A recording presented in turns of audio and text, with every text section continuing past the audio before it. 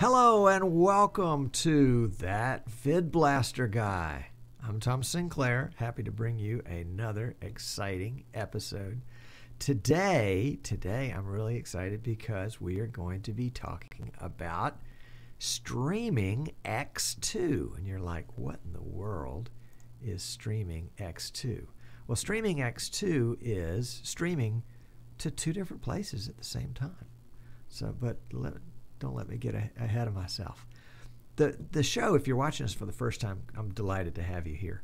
I hope you're watching us live and you can join us in chat. If not, if you're on YouTube, great too. If you're watching on YouTube, please subscribe, and that way you'll get a notice when we post a new episode. The idea behind the show really is that one regular average guy like me can do with one PC, not a room full of computers. I got one PC in front of me. With one PC and the right software, can do a really good broadcast. I don't come from a TV background or a radio background or a broadcasting background or a video background. I'm a dad. I got 3 boys. They all played sports. I love to take pictures of them playing sports and then video. And then somebody says, hey, can you live stream some video over the internet? And I said, sure. I didn't know how, but I did it. That was back in 2008. And the rest is, just an accumulation of knowledge along the way, making mistakes. The School of Hard Knocks is the best school for really, really understanding what you got going there. And that's the streaming School of Hard Knocks. That's the one that I'm still in and a graduate of. And I'm only a couple of lessons ahead of you. So today we're going to talk about streaming X2, streaming that, and in fact today's show is a great example of streaming X2 because today's show is actually being broadcast live 2 different places. One is to our regular CDN. CDN is a content delivery network. That's the folks that take my feed and they spread it out all over the world for anybody to watch.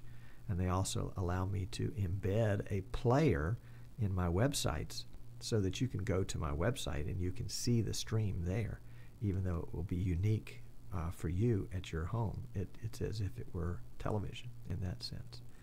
But I do 2 streams. One stream is I won't say it's a higher resolution stream because it's standard definition. Well, let's see what my next slide says. Oh yeah, that's right, resolutions. There we go. That's what we're doing. We're choosing resolutions. And I choose that I'm going to stream 2 different resolutions. And you can choose whatever you want. And these are not the 2 I'm choosing, by the way. The first one, 864 by 480, is what I'm doing right now. It's widescreen, 864 pixels across, 480 high. Some people like to do 640 by 480, and that's the old TV screen. The 4:3 right there. Oops, right there. The 4:3 right there is the aspect ratio. 4 chunks wide to 3 chunks high, or 16 chunks across compared to 9 chunks up. 16:9 is wider than 4:3. And that's the aspect ratio. So we've chosen 864 by 480 as the first aspect ratio, for our primary stream. The second one, we had a couple of choices, and actually we've got tons of choices, but I narrowed down to 320 by 180. And that's going to be really small. I like the 16:9 aspect ratio. I like the wide screen, so I didn't choose 320 by 240. I could have, but I didn't, because I chose 864 by 480, the 16:9 aspect ratio for my main screen. I want to choose the same aspect ratio for my second stream. The second stream at 320 by 180 is a lower resolution because it would use, number one, less bandwidth for me to send it, and less bandwidth for you to watch it. If you're watching it live, this is where we're talking about live now. If you want to watch it on your iPad or your tablet or your iPhone or your Android phone, you don't want a 720 or even a 480 feed, coming in, because your little teeny screen is not going to be able to take advantage of that resolution. Now, Maybe an iPad might. But for the most part, especially a show like this where it's almost always talking heads with occasional graphics, for a show like this, a lower resolution stream is appropriate because, number two, it's going to save you on your data. If you're not hooked up to Wi-Fi and you're just, you're streaming wirelessly, that is, you're using your Verizon data or your AT&T data, it will use less data if you can select that 320 by 180 feed. And so that's why folks, when they go to my website, that VidBlaster guy, they've got a choice as to which feed they want to take. Do they want to take this main feed, the 864 by 480, or do we want to take the secondary feed, the 320 by 180? And that way they have the opportunity to save on their bandwidth, and I can save a little bit on mine too. Not that it matters that much. The second part of this process is we need to choose a bit rate.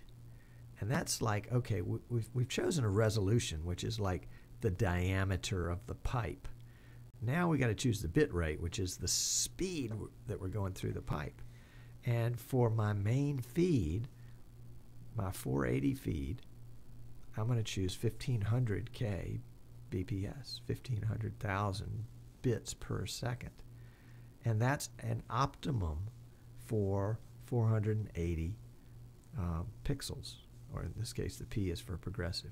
So 864 by 480, sometimes also referred to by 480p, my bit rate would be 1500 for the video. My 240 feed, the slide says 300, but really I made a mistake there. It's not really 300, it's 350. So my 240 feed is coming at 350, which is, what is that? 20% of the 480 feed, and it's about a quarter of the size in terms of resolution. So that's about right. You remember that from 480 to 240 is not half, but really it's a quarter, because you divided the screen into half and then half again, and so just this little bottom quadrant over here is the 240 part. In terms of resolution. Boy, that didn't make any sense at all, did it? Anyway, we'll give me a mulligan on that one, and we'll keep going. Also, we also want to do audio, and so for the folks that are watching the 480 feed, you might be streaming this, over your Chromecast to your TV set, or you might plug your laptop into your TV so that you can get big screen. Anyway, so if you want higher quality sound, we're streaming our sound. I think it's 96K BPS. Is that the next? No, that's not the next slide. And then, yeah, there it is in my notes. 96K BPS for the big feed, and then the smaller feed is just 42K BPS. Again, assuming you're on a lighter device without as good a speaker. No sense in eating up a bunch of bandwidth to send you quality that you can't take advantage of. And these are decisions you just have to make yourself in order to determine. You got to have a starting point. Let's see. Let's move on to the next slide here. And then we have to choose a type of stream. Now, the big stream that I send is a flash stream. The two choices that I have with Decast are Flash and HTML5. HTML5 is really kind of neat because it has the ability to be picked up easily by an iOS device. The downside to it is that in my case, Decast, D-A-C-A-S-T, Decast.com, my CDN, they send that feed out, the HTML feed out to somebody else and have them re-encode it at iOS for iOS devices, and then it comes back. So that side trip takes an extra, what do we have, a 9-second delay on our flash feed and a 30-second delay on our iOS feed. So that takes an extra 19 to 21 seconds to go out and back and be re-encoded. So in the case of folks watching watching the live show and dealing with a chat room, the chat room becomes a little less manageable because the folks that are watching They're hearing me say it now, but really I said it 30 seconds ago. So any comment that they make in chat is now 30 seconds old, and we may be on to a different subject. So keep that in mind if you're thinking about doing, if you don't have a chat, it doesn't matter. I mean, if people aren't communicating back to you, it doesn't make it 30 seconds. It's no big deal. The flash feed, of course, the pro is that I say there's a delay in small caps because delay is much less. But the con is that it doesn't work on an Apple device. And in fact, Flash won't work on some Android devices either. Sometimes I can pick up Flash on my phone and sometimes I can't. It just sort of depends on who the CDN is and exactly what they're doing. And then, yeah, your questions, Tom at that VidBlasterGuide.com. Absolutely. And I've got a tutorial here that I want to run through. It runs about, I don't even know how long it runs. It runs 9 minutes. That shows exactly how I do it. So I'm going to run that here in just a second. And then if you're watching live and you have some questions, go ahead and post your questions, and then we'll use the time after the tutorial to kind of deal with questions. And again, there's no such thing as a stupid question. Please, if you're at point A and everybody else is at point B, don't worry about it. Ask point A questions. And probably some of the people at point B really aren't at point B anyway. They're at point A and they just don't know it. So you'll be doing them a favor. Okay, let's see if we can cue up this video, and we'll get this going. Let's see. Yeah, there we go. Play on take. Hey, it's Tom Sinclair with another tutorial from that VidBlaster guy.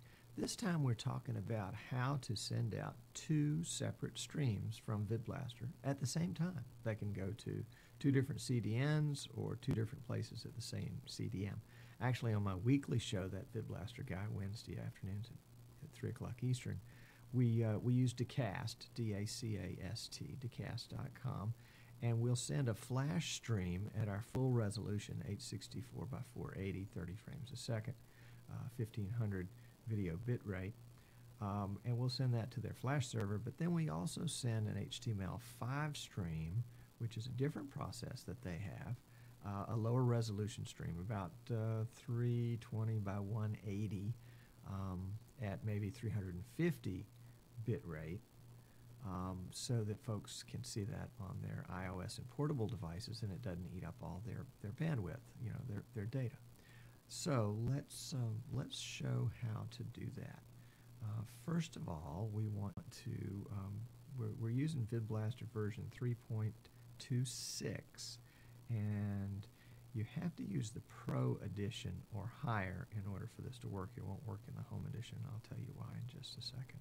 But let's start off by adding a module, and we're going to add a streamer module, but we're going to use the beta streamer that's in 3.26. So to get access to the beta functions, we hold down the Control key and the Shift key on the keyboard, and then click Modules, swing over to Add, and we have Streamer 3. You notice where it says Beta out next to it, Streamer 3 in beta available.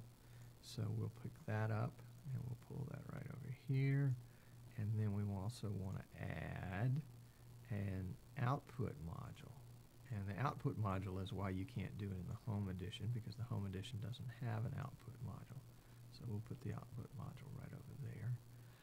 First we'll set up the streamer, because it's a little trickier to set up. It's really not tricky. It's really pretty simple. So we're going to start with the source. That's going to be Program, which is this big screen right here. The stream type is going to, we're going to go to Dacast. That's our CDN. We'll do Dacast. You notice there were some other choices there. The video, let's see, settings are going to be a login, and that's going to be a username. And I'm just going to, if you don't mind, I'm just going to pull that out of the screen here so I can put that in. And if I could spell, I would be dangerous. There we go. And it'll ask for a password, and we'll pull that out in just a second also.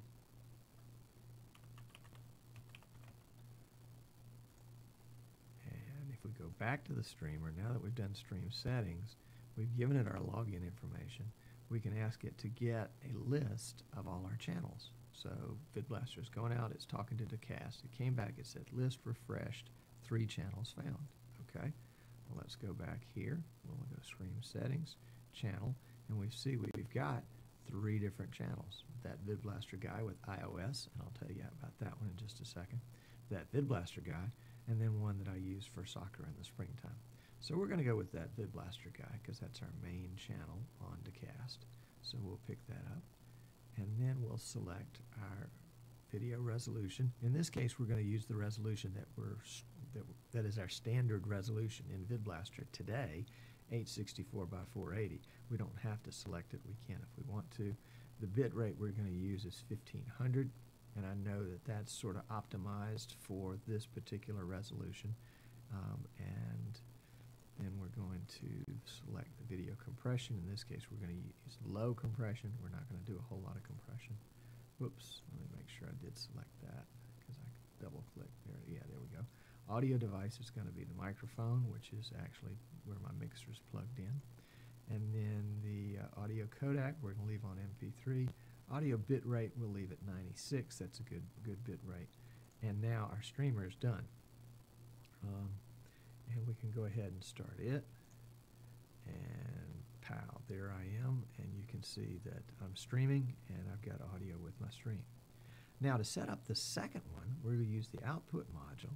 We'll set it to program as the source of the video. We will set VidBlaster VVD as the output. Now VidBlaster VVD means VidBlaster's virtual video device, and that is VidBlaster's now sending out, well, when I click on, there we go. Now it's sending out a video signal within my PC that other software will see as a camera. So let's bring in Flash Media Live Encoder. Flash Media Live Encoder 3.2 is needed for this. And you can see I'm already set up there. Under Video Devices, I've established VidBlaster VVD as my choice. I'm going to use the format H.264, 30 frames a second. The input size is 864 by 480. That's what VidBlaster is sending to Flash Media Live Encoder. Flash Media Live Encoder is going to maintain the aspect ratio. We've got widescreen today, 16:9 aspect ratio. But it's going to re-encode it, and let's see, let's pick it 350, and then Decast has got 320 by 178. Well, 178, Decast says 180, but that's close enough. So that's what we've done on our video side. Here in the center on audio, we've selected the same audio, which is a microphone, MP3, mono, 41,000 hertz, and we'll select pretty much the lowest bit rate we can. We're going to have our volume at 100% because we want to pass through all of the volume. We don't want to reduce the volume in any way. And then over here on the left side, on the right side, on the streaming side, you can see I've already input the information that I got from Decast, which was my, let's see, what is Decast calls it a slightly different name. They call it a stream URL. Here in Flash Media Live Encoder, they call it the FMS URL. But that's my URL for that. And then the stream right here in Decast is called the stream name. And so that's copied from there. And then there's another process. Let's see if we can do it here. Let's stop that and press connect. Yeah, and it'll bring up, and it's going to ask me for a username and password. And again, I'm going to pull that. Can I pull that out of the screen? No, I can't. Well, I bet I can copy it, though. Let's do that. I'm going to go over to the Decast page, and I'm just going to copy it out. I log in. You want to be careful. Sometimes if you do a cut and paste from Decast, it'll put an extra space there, and then it won't work at all. And then we'll copy my password, which I think will just come up as a bunch of stars. Yeah, there we go. And so we're okay there. We're all connected. It's connected with Decast. We haven't started streaming yet. When we click the Start button, it will start streaming. And so now you can see the little teeny window right there. It's actually a little bigger than that. We'll set it for 100%, and that's what it would be on your phone or your iPad. You can make it larger if you want to. So let's pull that one out of the way. And now we can see that we've got one streamer here that's streaming a full resolution. 864 by 480 is full resolution for us today. a full resolution stream to decast, and then using the output module together with Flash Media Live Encoder, we're streaming a lower resolution stream to decast. So, and well, let's see, CPU usage right here, we've got an i7, a 2600K, slightly overclocked. CPU usage is going somewhere between 40 and 50%, and it would probably be more than that if we were recording too. So anyway, that is how to stream to essentially two different CDNs, or the same CDN for two different reasons. I'm Tom Sinclair, that VidBlaster guy. It's been a great well, I guess I really haven't had you with me today. Anyway, whatever, you know what I'm trying to say. Thanks for watching. Tune in live on Wednesdays at 3 o'clock Eastern for our regular show. Love to have you there. And we'll see you.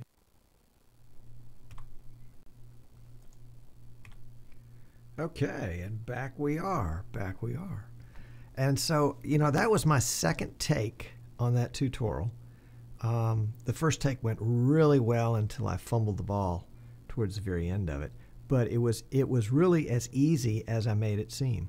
You know, the trick is you have to make your decisions on the front end as to what your resolution is going to be, what your bit rate is going to be, and where you're going to stream. And in the case of decast, you know, I had a choice within the one CDN where I could stream it to either Flash or HTML5. And so I chose both. Now, I know my good friend Alan Bunt at Good Shepherd Lutheran Church, when he streams to decast, but he uses HTML5 only.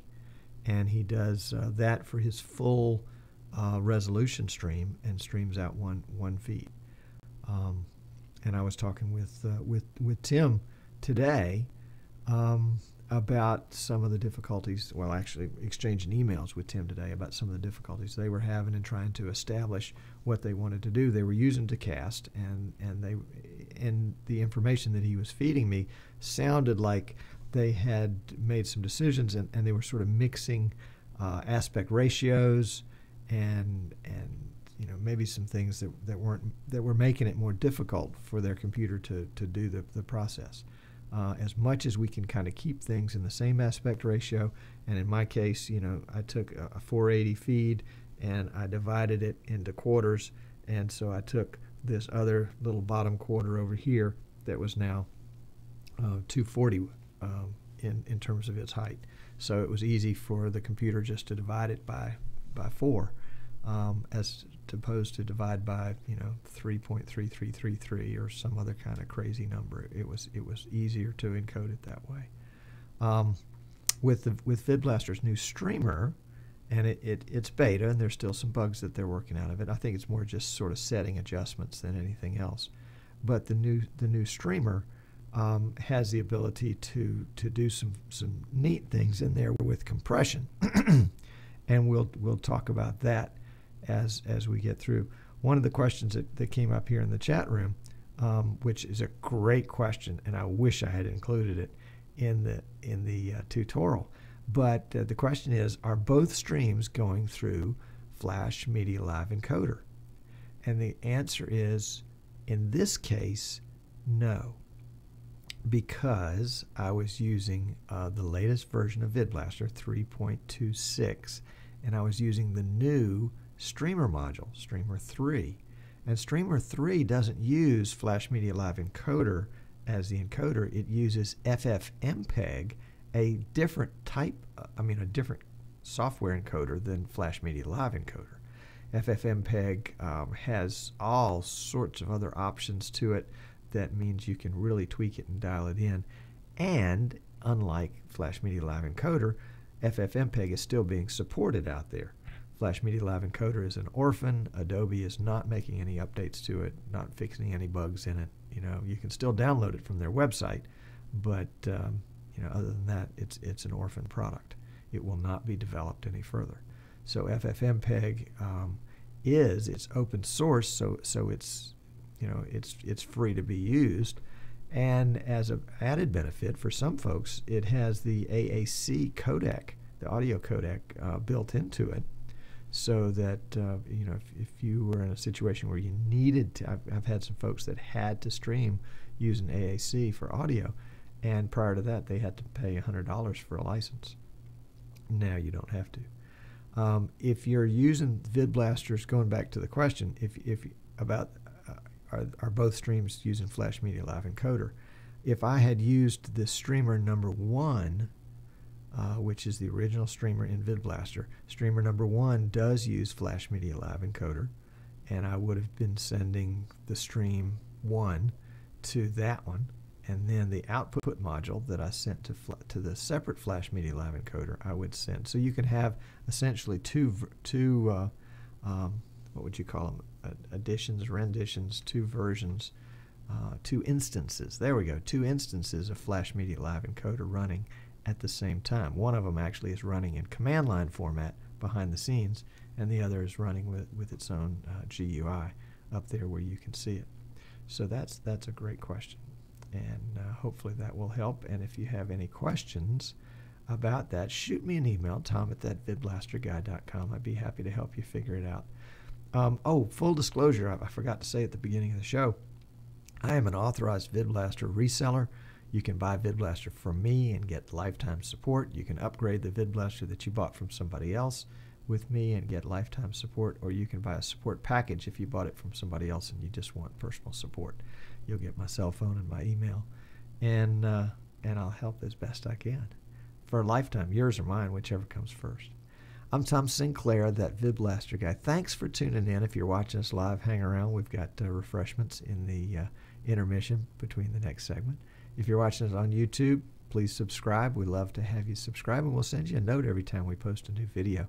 And also, you know, comment on the videos. Tell us what you like. Tell us what you don't like. Tell us what you need to know that you don't already know. Because if I don't know it, I can probably find out. How about that? Anyway, thanks a bunch, and we'll see you next time.